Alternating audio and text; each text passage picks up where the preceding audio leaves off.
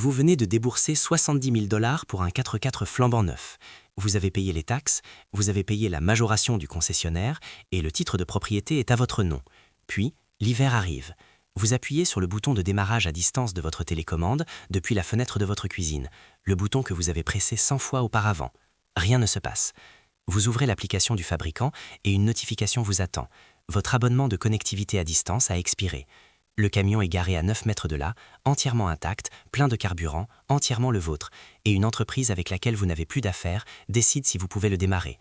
Ce n'est pas un dysfonctionnement, c'est le motel commercial. Bienvenue dans la propriété définie par logiciel, où le véhicule le plus vendu en Amérique est devenu un contrat de location déguisé en acier et en chrome. Aujourd'hui, nous allons examiner exactement ce que vous achetez lorsque vous signez ce chèque, qui le contrôle encore après que vous l'ayez emporté, et où cette route mène si personne ne s'y oppose. Il y a une bobine chauffante dans votre siège en ce moment, un fil de cuivre physique enroulé autour d'un élément de résistance cousu dans la mousse du siège conducteur. La facture de votre camion l'incluait.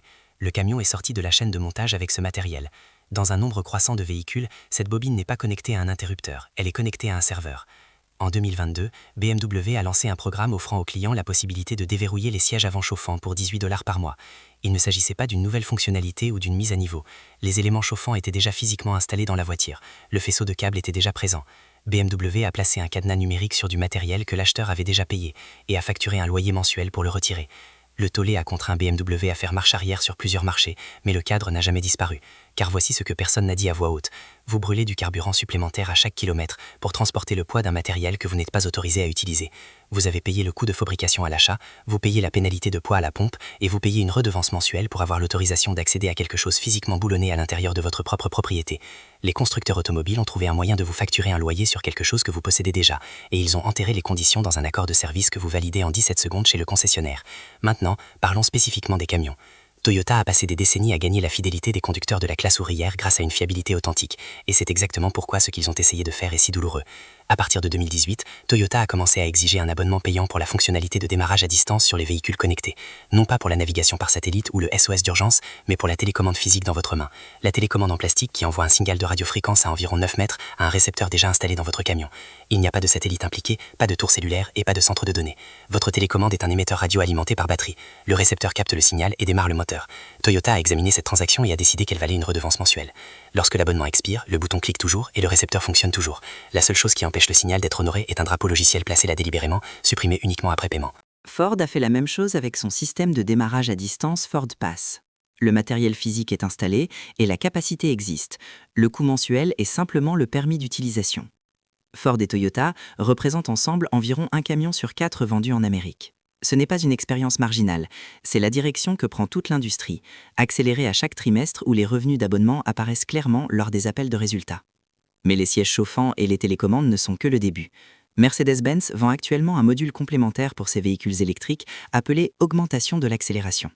Pour environ 1 200 $ par an, les conducteurs peuvent débloquer la pleine capacité de performance du moteur électrique de leur véhicule. Le moteur est physiquement présent et la puissance de sortie existe déjà dans le matériel. Mercedes a plafonné le véhicule par logiciel à l'achat et vous loue l'accès à votre propre moteur. Poussez cette logique jusqu'au bout. Ford a déposé un brevet en 2023 décrivant un système de véhicule connecté capable de désactiver la climatisation d'un véhicule défaillant, de restreindre la vitesse, de verrouiller les portes de l'extérieur et d'ordonner au véhicule de se rendre de manière autonome à un centre de saisie. Le camion retourne tout seul chez le concessionnaire. Ce n'est pas un concept dystopique, il s'agit d'un brevet déposé, examiné par des avocats et protégé en tant que propriété intellectuelle. Le but déclaré est de récupérer les garanties auprès des emprunteurs qui ont cessé d'effectuer leur paiement, ce qui est un problème réel auquel les prêteurs sont confrontés. Cependant, l'infrastructure qui permet la saisie autonome permet également tout ce qui la précède. Un système capable de verrouiller vos portes et emporter votre camion peut également verrouiller vos portes parce qu'un abonnement logiciel a expiré. Un système qui limite votre vitesse pour non-paiement peut limiter votre vitesse parce que vous avez refusé le renouvellement des services connectés. Vous n'êtes pas le propriétaire d'un véhicule, vous êtes le gardien d'un véhicule dont la pleine fonction est conditionnelle à votre relation avec un serveur d'entreprise. Il y a une raison pour laquelle un Chevrolet Silverado 2006 propre avec 240 000 km se vend plus cher que ce que les courbes de dépréciation indiquent. Un Ford F250 de 1999 avec un moteur diesel atteint des prix qui auraient semblé absurdes il y a 10 ans. Le marché vous dit quelque chose. Lorsque vous remettez de l'argent à quelqu'un pour ce Silverado 2006, la transaction est complète. Il n'y a pas de modem cellulaire qui pingue un serveur à Détroit toutes les 30 secondes. Il n'y a pas de drapeau logiciel entre votre interrupteur de siège chauffant et l'élément chauffant. Vous tournez le bouton, la climatisation souffre froid. Vous appuyez sur le bouton, la transmission intégrale s'enclenche. Chaque capacité de ce camion est entièrement vôtre, du jour où vous l'achetez, aussi longtemps que vous le possédez, sans aucune autorisation continue requise de qui que ce soit.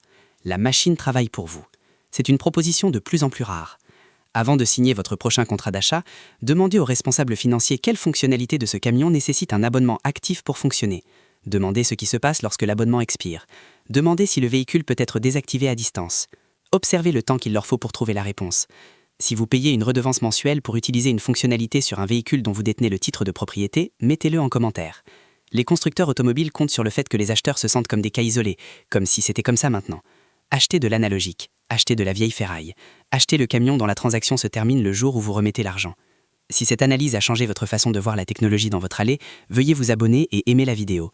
Nous effectuons les audits forensiques que les concessionnaires ne feront jamais pour vous. Protégez votre propriété et restez informés. La prochaine enquête sur les secrets qu'ils ont essayé de cacher sera bientôt publiée.